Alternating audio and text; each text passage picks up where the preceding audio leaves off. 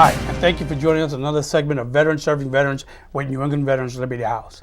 Today again, I have with me a returning guest, Mr. Jamie Melendez, the Veteran Service Officer for the City of Lawrence.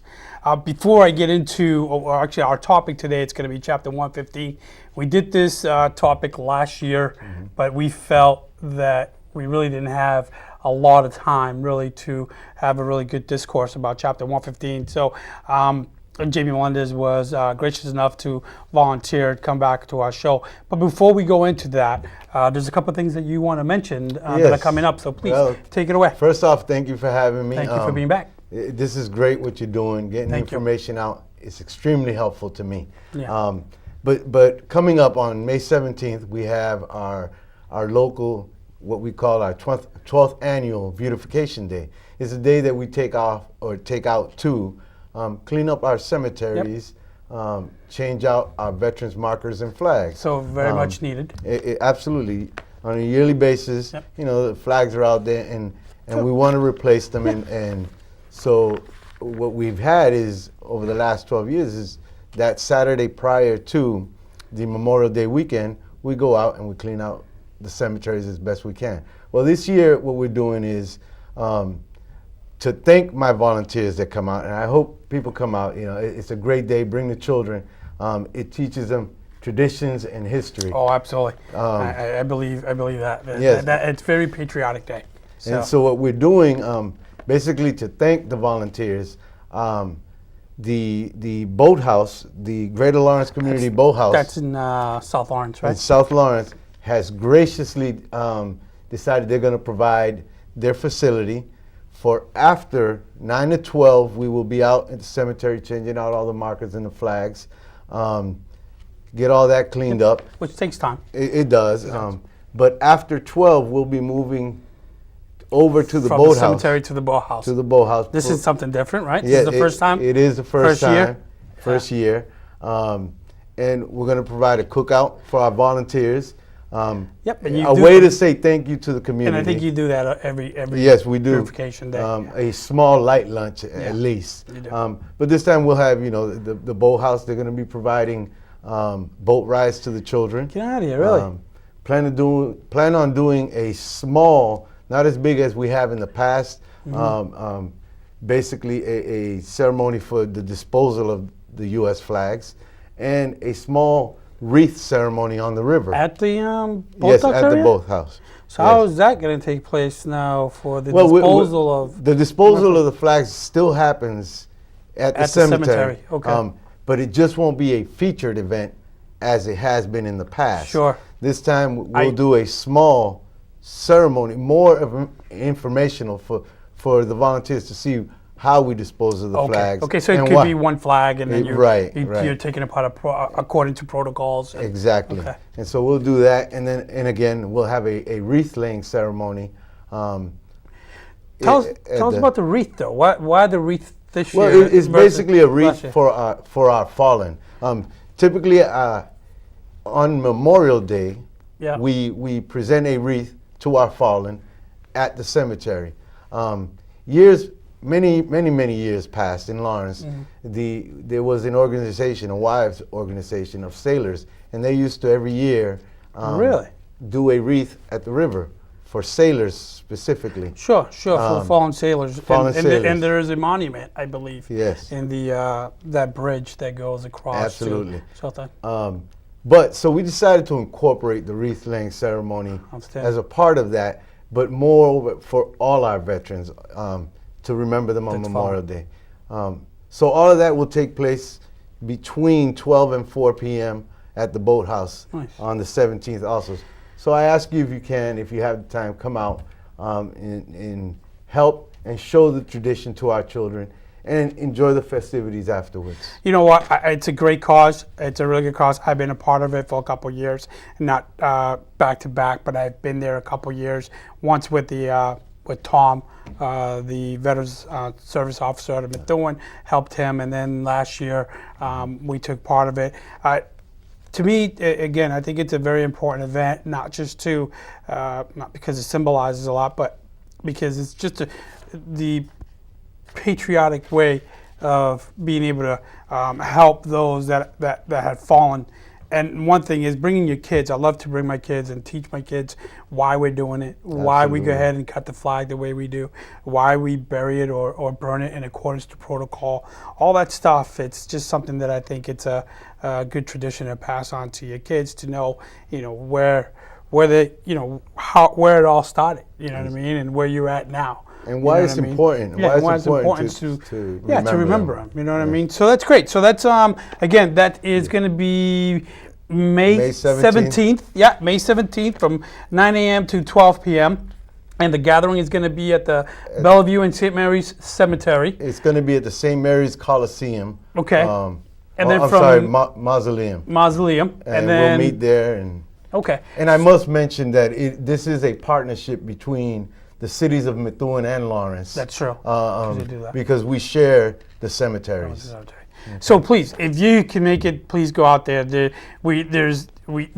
Every year he is looking for people, and don't be one of them in your house that says, "Oh well, he has enough volunteers." No, there's never enough volunteers. There's a lot of headstones and a lot of flags out there that need to be replaced because they're weathered over the year, and we don't want not one headstone going without replacing the flag. So please, if you can get out there, please do so. And again, there's going to be a lot of good activities after the fact and up in the boating and getting free rides. So why not? So please join them. Jamie, before and thank you for sharing that with us. We're going to get into Chapter 115 again. I know that we Yes. started last year with it a little bit, but again, a lot of people that I've noticed that come into my office,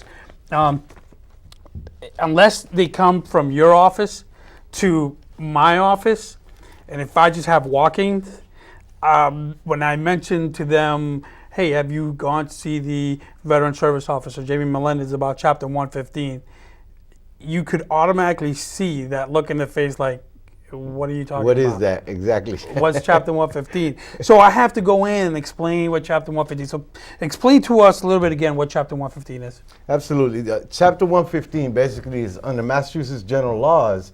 It's a financial and medical assistance program. Basically, financial and medical assistance to the veteran or their family or dependent of a veteran. It can help with not only with rent, financially, medical bills. It's just So there's a few variables in there that it covers absolutely, and a wide and- range of so- services within that Chapter 115. Absolutely. And again, basically what it's doing is a program that looks at whether an individual is living at or below 200%. 200% poverty. That I Of the remember from poverty last level. year, Yes. last year's show. So Yes. yeah. So again, so you mentioned a little bit, but then who's eligible other than the widower? You mentioned widower. You mentioned dependent, and the veteran himself. Now, what kind of credentials or documents do they need to provide you in order, to just get the ball rolling? I'm not going to say The number one thing that I need to have is going to be the DD-214. It's a certificate And- of separation. short form, long form. Short form, okay. Short form is fine. The member 4 copy is fine. The member 1 copy is the problem because on that copy you won't have the character of service. And you do have need to to have have an honorable discharge. That's what you say. No other than honorable. No other than and honorable. then- Let me ask you a question. I'm going to bear away from my cue here, but if they go to you with other than honorable, and I know obviously there's steps and procedures that you could take to upgrade their Yes. their character. Is that something that you guys could do? Yes, absolutely. I do. I have worked with veterans on trying to upgrade What's- their character of service. What's the time frame from where they come to you? Because obviously it's got to go to Washington D.C. It and then does. from Washington D.C. it's got to go probably to Alaska, and then from Alaska it's going to come back. So I It- know that there's a There long is a gap. process, and I'll be quite honest. It's Yeah. not a simple process to do. not. It is time consuming. The sometimes longer you frustrating. wait, absolutely, and the longer you wait, I've had guys come in from the 50s, 60s, even into the 70s, trying to get that upgrade or change their Have any of them character. been successful? No, to be honest with you, Wow. The records are lost. Well, you remember don't that no big longer- fire that they had Exactly. too back then. So in it's Washington. extremely difficult. So if you are interested and you do not have an honorable discharge, I encourage you To get to your office now. Get to your VSO, local VSO, Yeah. and get in there and do the upgrade. Yeah. At least intent.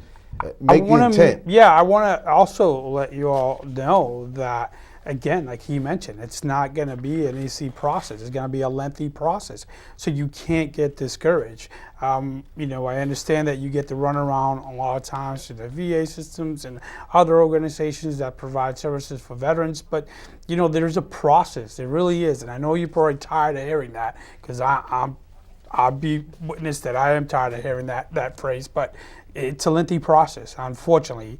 I think that they're working, with a skeleton crew in the archive center, so Yes. it's going to be tough. Well, thank you, and I'm sorry that I No, got that's away from fine, the question, that's but fine. I wanted to. Well, you brought it up, so Yes. I know I have a gentleman, as a matter of fact, that we're going to be sending to your office that has that problem, and Absolutely. man, I hope it works out because this guy needs a lot of help. So, let me go to what, and if you can answer this, that's great. If not, I know I cut you off in the last minute, cut you off guard, excuse me.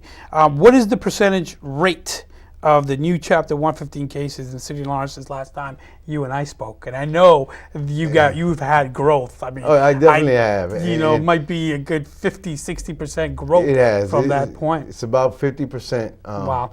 growth. I basically just about doubled From last year. So I guess you'd say 100%. Yeah, 100% then. Yeah. But again, Wow. it's the number one thing is getting the word out there. Yeah. If you're not certain, if you're not sure, as long as you have that DD 214 Yeah. and you're a veteran, you come Swing in by. and see me. Yeah, that's what I keep sit telling down. people. I was like, go Absolutely. down there, sit down with him. It's going to take you 10 minutes. And that's all it takes. 10 minutes. And It's, he'll tell you right there and then. And if, in fact, if you don't qualify because of some unforeseen reason, he's going to let you know what to do to remedy that issue. That is correct. So, and a lot of people, honestly, Jamie, I got to be honest, is a lot of people I don't know if it's just because they want, some of my veterans want me to grab them by the hand and go up there, and a lot of times we will go with you, but there's a lot of times that we can't because there's a lot of other, veterans or other issues that we have to address. But the one thing is that guys, women and males need to really make the effort and go to you. Absolutely. But I ask that you call and make an appointment because I think that's just the best way to be able to sit down with Jamie. Because I know you've been Extremely busy, yes. Well, it's 100% growth since the last time we Yes. talked. So obviously you've been really busy there. And it is. And again, my doors are open 8:30 to 4:30 daily. I'm going to Someone talk is in about there. that in a little bit too. But if you can't make a call and make an appointment, it comes to me. At least come in, check in with me, and I will give you an appointment on the there. spot. There you hear it. So you're not going to get turned away. You're just Definitely going to not. be able to walk in. You might not be able to sit down with him unless he's not busy. But 9 times out of 10, he'll set an appointment for you to return. Another thing too, if you have no transportation to go and see Jamie, call our office 978-258-2331. We will get you transportation to and from his office, and that's one of the questions I was going to pose to you in a That minute. is awesome. I didn't know you would do that. Thank you. Yeah. So, but my question was going to be, do you offer I do not. transportation from I your do not office? have. So that's one thing you could do. Don't get discouraged. Come and call us if it's something that obviously because you have some disability that you can't get around. Please feel free to give us a call. We will get you to his office, and we will get him back. So, if anybody shows up again that have any type of disability, That's and amazing. they're tired and they don't want to walk anymore, And give us a believe call. We have allocated some money aside for transportation. So if I can't get one of our volunteer veterans to go, which we do now, Ed, I'm going to butcher his last name again, and I'm not going to be able to hear the end of it. But Ed Lozowski, our 82 Korean War veteran, he volunteers for us now, and he drops off food to some of the more elder veterans that can't He's a come great to guy. I'll tell you what. Class A. That guy's Class A. A. But He's one of the veterans that we could send over to your office and pick him up. So just to give you a heads up on that. Please tell us. I'm sorry. Were you able to answer everything? I don't think I answered one question as well as I would have liked to. Which- Who's eligible? I Yeah. want to make Yeah. sure Who everybody is understands. specifically eligible? If you're a veteran, you have to have had served at least 90 days during wartime. Thank you for bringing that up. 180 days during peacetime. Thank you. Unfortunately, reservists Yes. and National active Guard. duty and National Guard.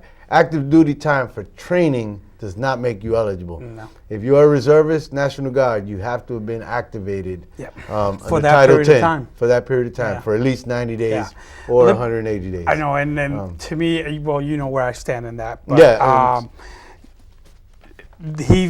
a few veterans have gone to your Yes. office and then ended up in our office. And I also have to come to a point that I have to have a certain criteria because we have National Guardsmen that we see their DD 214, and once you really calculate the time in service, even though they had 9 months, right, that they put in, or say say Typically 9 it's- months. Well, if you really calculate all that, you figure it's going to be total 15 days, Yeah. really, if you count it. So, but we try to help everyone out there as much as we can. So if you can't get any service from the Veteran Service office because of the qualification, and that's it. Trust me, he's not going to turn you around if he could do something about it. Unfortunately, those are your rules. Those are the protocols and policies that you have to follow. So it's not coming from Jamie. That's just what it is. Come and see us. So I'm just going to say again, other than the Chapter 115, well, within the Chapter 115, are there any examples of like emergency funds, like emergency home repair money, or something that's not within the norm of Chapter 115, but you'll be able to help? So say, for instance, a veteran comes in, his furnace went down. A veteran comes in, needs a new dock, doesn't have the money. Can they go to you? I know they could go to us first and foremost because we do that type of work. We do renovations and we'll set up ramps and fix windows, whatever you have to that needs to be repaired. But can they go to you for any type of help in that situation? Absolutely. Nice. What I'll say is this: I think there's a little bit of a misconception. There might be. In order for them to be eligible for the assistance, for emergency assistance, for a furnace or for a roof that caves in. That caved in, yeah. All those. Acts of God. You're gonna have to first be eligible for Wow. Chapter 115. Okay. All right. So it's not like Okay. you So have an it's- emergency, so- you come in. so I and stand I'm corrected. Yes. Yeah, I you, stand You corrected. have to first be eligible for Chapter 115 Oh. in order to be eligible for that emergency financial assistance also. So that's one thing. That's tough. I'm yeah. That's I'm tough. And but yes, once they come in, if they are eligible for Chapter 115, yes, I can help out with Well- emergencies. Here's what I'll tell you. As a part of that assistance, there are several directives that have been put out by the state, and one of them Recently? is recently, right? And one of them is not just emergency assistance, but also assistance with vouchers and first, last, and security deposits. That's right, because at the beginning of the year, we spoke about that Yes. too. Yeah. So that's available also. Okay. And It's just though disheartening because yes. a lot of the individuals, we had that individual last year that needed that furnace, and he was just making ends meet, exactly. right? And it just And brought he did him not qualify just above the because- federal poverty level. Yes. Exactly. But this is a gentleman that couldn't come out of pocket $8,000 Yeah. to put a new furnace on. Fortunate enough, we found a great plumber that was able to put a Band-Aid on it temporarily. Actually, we're still working with that individual, but was able to put a Band-Aid individually. But it is disheartening because, again, we understand that they might not qualify because of that criteria that's set. But then, what's the criteria really? If this guy Yeah, is just exactly. living paycheck to paycheck, I would think that there'd be something in the legislature that would probably, Maybe something's got to be. Yeah, maybe. something There for you the go. There you legislators go. to look at. Maybe. Yeah, exactly. Maybe that's but- something that we need to write our Yeah. congressmen or congresswomen or your representatives and throw that. Hey, I know that Representative Frank Moran is doing great things for veterans out there in the state house. I mean, he passed the. They sure are. He was part of the Valor Act too. So my big congratulations to Representative Frank Moran and his colleagues for passing that act, because there's a lot of information in there. And go on to the State House website, and I don't really know the verbiage. I can't remember the verbiage, but I read it, and it was remarkable what they did. And I'm sorry to bearing off of Chapter 115, but I wanted to recognize Representative Frank Moran for doing a great job up in the state. Let me go on to the next question. Other than, can other veterans outside of the city of Lawrence go to you for any assistance? Definitely. I almost on a daily basis, I do have people come in my office who aren't necessarily residents of Lawrence, but I'm not going to turn a veteran away. Yeah, I will help them with the information they need. I will give them all the information they need. Again, as long as my time is allotted, Sure. if I don't have appointments Sure. or something else going on, Yeah. or I will give them an appointment. I think maybe let me probably rephrase that question a little bit. And I think that if a veteran wasn't enlisted in the city of Lawrence, did not list in the city of Lawrence, did not live in the city of Lawrence for the last, say, year, and comes out of another state into Lawrence, and now this is his residence. He's been here for a day, but he comes through our office. He needs assistance. We send him to you. Can you then transfer whatever request you can from the state to you, and you take over now the case? How does that work?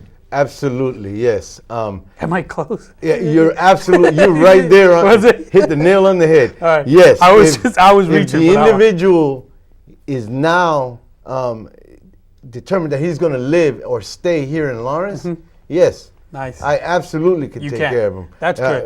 And we're That's a talking about with really, benefits. Really, really good opportunity. But in order to receive benefits from the city or state or the city or town in the state of Massachusetts, you must reside in that city or town.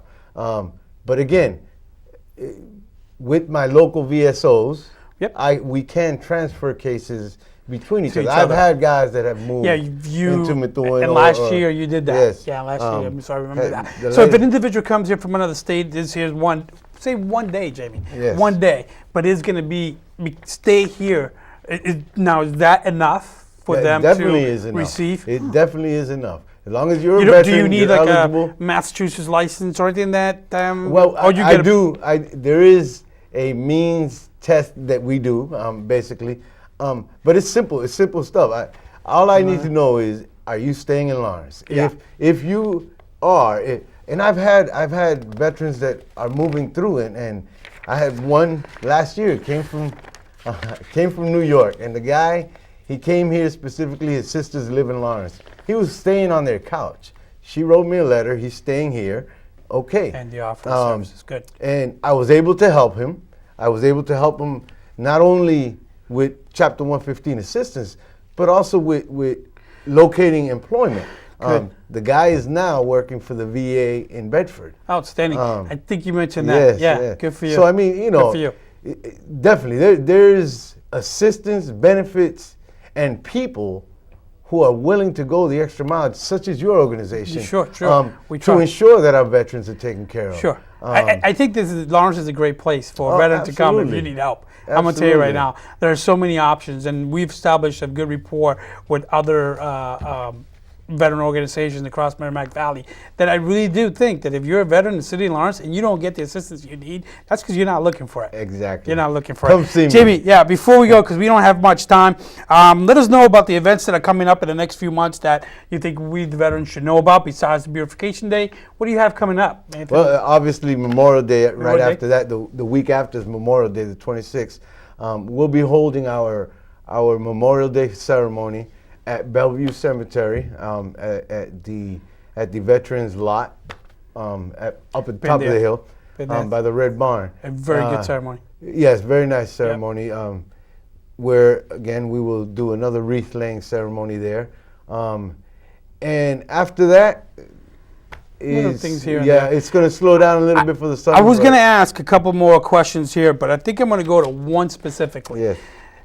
I know that the mayor of the city of Lawrence, I know, and I'm not going to get you off guard because you have this look at me like, No, don't no, do you're it, man. fine. Yeah, you're fine. I know the mayor is very adamant about being able to get information about his veterans here in the city of Lawrence, and I know that he mentioned about a veterans council.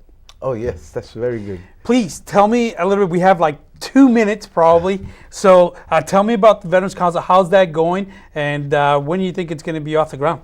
Well, I appreciate you bringing it up because I didn't. Yeah. But yes, the mayor came in and immediately said, you know what, we need a Veterans Advisory Council here in Lawrence. We drew it up. He has it on his desk. I passed it to him Friday. Did you?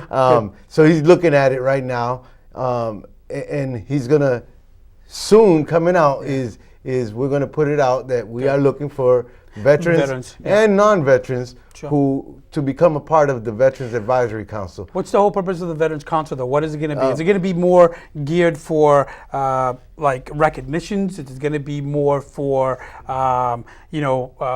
holidays, memorials, services? What can you tell me a little bit? Or you can't give All that of away? the above. All of the above. Initially, it is definitely geared towards our two major Health, safety, holidays, our two major veterans events that happen yearly. That's Veterans Day and Memorial Day. Sure. Eventually, we want to get to not just those events, but yes, all events concerning veteran issues, such as what we're doing with Councilor LaPlante and our returning warriors. Sure. Dedications, square dedications throughout Sky's the the city. Absolutely, sky is the limit. So anything that, and again, the council is going to be established. It's going to be a 7-member council. Nice. 3 positions which can be held by non-veterans. Nice. The other 4. Well, it's good. You need that exactly. You know, that And balance. You need that balance. Especially when you're dealing with events concerning the city. Sure. Not all veterans are great planners. They could probably plan a takeover, but not a holiday event. Right? Jamie, well, thank you again. With that said, thank you for being here. We're gonna do this again. We're running out of time. I wish I could stay here with you and speak more about Chapter 115 and all the events that are coming up, but unfortunately, Jeannie's gives me a lot of time. So again, thank you very much for joining us, and please go out there and try to make a difference. Thank you for joining us. See you next time.